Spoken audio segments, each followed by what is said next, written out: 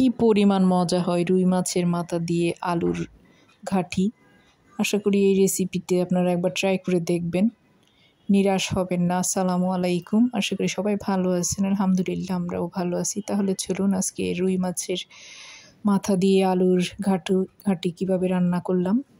এই যে প্রথমে একটা প্যান বসিয়ে দিয়েছি, দিলাম হচ্ছে সরিষার তেল হাফ কাপের মতো, দিয়ে দিয়েছি লং, এলাচি, দারচিনি, তেজপাতা 2 টুকরা করে। কিছুটা পরিমাণে প্রথমে পেঁয়াজ কুচি দিয়ে দিয়েছি, হালকা একটু ব্রাউন হয়ে আসলে পেঁয়াজটা, তারপর দিয়ে দিব এখানে আমি পেঁয়াজ বাটা আর হচ্ছে রসুন বাটা। আসলে রেসিপিটা অনেক বেশি মজা হয়েছিল, আপনারা এই রেসিপিতে ট্রাই করে দেখবেন। আর রেসিপি ভালো লাগলে প্লিজ একটা লাইক কমেন্ট করবেন, সাবস্ক্রাইব করে আমার চ্যানেলের পাশে থাকবেন। খুব বেশি ভালো লাগলে একটা শেয়ার করে দেবেন। দিয়েছি এখানে রসুন বাটা আর হচ্ছে পেঁয়াজ বাটা 1 টেবিল চামচ করে। এখন একটুখানি নেড়ে ছেড়ে দিয়ে দিব হচ্ছে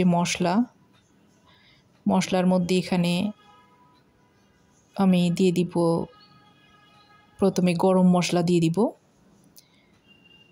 এই যে প্রায় 1 চা চামচ উঁচা করে দিয়েছি আমি গরম মশলা। এখানে কিন্তু জিরা গুঁড়া মিক্স করা আছে, আর জিরা গুঁড়া না থাকলে একটু অল্প দিয়ে দিবেন যদি মিক্স করা না থাকে গরম মশলার সাথে। দিয়েছি মরিচের গুঁড়া 1 টেবিল চামচ, হলুদ দিয়েছি 1 চা চামচ। মরিচের গুঁড়াটা কিন্তু একটু বাড়িয়ে দেবেন, মাছের মধ্যে একটু মরিচ বেশি হলেই খেতে ভালো লাগে, বিশেষ করে মুড়িঘণ্টতে। যাই হোক, খুব ভালো করে আমি একটু পানি দিয়ে কষিয়ে নিব, একটু সময় নিয়ে কষাতে হবে।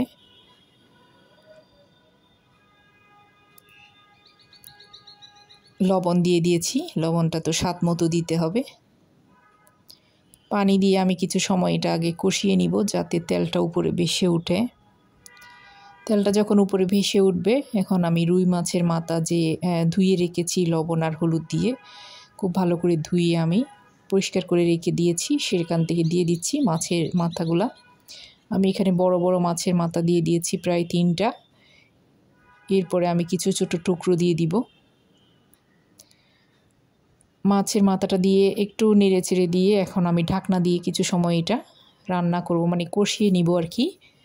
কিছু সময় একটু কষিয়ে নিয়ে এরপরে আমি এখানে আরও কিছু উপকরণ দেব। একটু নেড়ে চেড়ে দিতে হবে আর মিডিয়াম হিটে কষাতে হবে, যেহেতু এখানে পানি নেই, নিচে লেগে যেতে পারে। আর একটু পর একটু নেড়ে চেড়ে দিতে হবে আর কি। এই যে কিছু সময় কষিয়ে নেওয়ার পর আমি এখন ঢেকে দিয়ে কিছু সময় আমি আবার এটা কষাবো। কষানো হয়ে গেলে আমি এখন উল্টে এরপরে একটু নেড়ে চেড়ে দিচ্ছি। নেড়ে চেড়ে দিয়ে এখন যে আলু আমি সিদ্ধ করে একটু আধা ভাঙ্গা করে রেখেছিলাম, আলুটা প্রথম একটু সিদ্ধ করে নিয়েছি। এরপর এটা আমি একটু হাতে হালকা করে আধা ভাঙ্গা করে নিয়েছি। এখন নেড়ে চেড়ে আলুটা দিয়ে দিব, যে সিদ্ধ আলু সেটা দিয়ে দিচ্ছি। যেহেতু মাছ হতে খুব বেশি সময় লাগে না, তাই ভাবলাম আলুটা একটু সেদ্ধ করে নিই।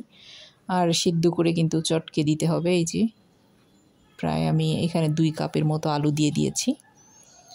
এখন আলুটা ভালো করে মিক্স করে নিয়ে জাস্ট সিদ্ধ পানি দিয়ে দিব ঝোলের জন্য।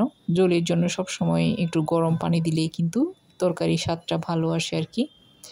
খুব ভালো করে মিক্স করে এখন গরম পানিটা দিয়ে দিচ্ছি।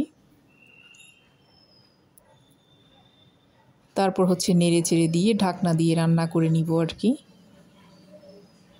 আপনারা চাইলে সবার পরে আরেক চা চামচ জিরা গুঁড়া দিয়ে দিতে পারেন। আমার গরম মশলাতে যেহেতু জিরা গুঁড়া ছিল একসাথে, তাই আমি এক্সট্রা করে আর জিরা গুঁড়া দিই নাই।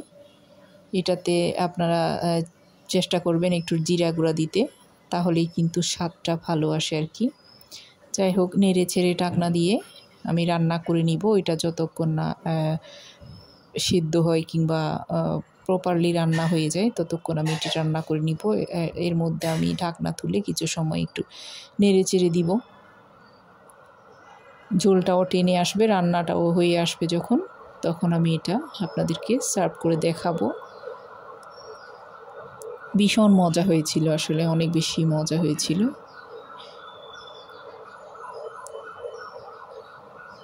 এই যে এখন রান্না প্রায় শেষের দিকে, আমি দেখাচ্ছি আপনাদেরকে। এই যে দেখুন, প্রায় শেষের দিকে রান্না শেষ। এখন আমি সার্ভ করে দেখাচ্ছি। দেখতে কতটা লোভনীয় হয়েছে দেখুন, খেতে যে কী পরিমাণ মজা হয়েছিল। আশা করি রেসিপি ভালো লাগবে। আজ এতটুকু, সবাই ভালো থাকবেন, আমাদের জন্য দোয়া করবেন, আর রেসিপিটা আপনারা ট্রাই করে দেখবেন। যারা এখনও খাননি আর কি, যারা খেয়েছেন তারা তো জানেন এটা কতটা মজার হয়।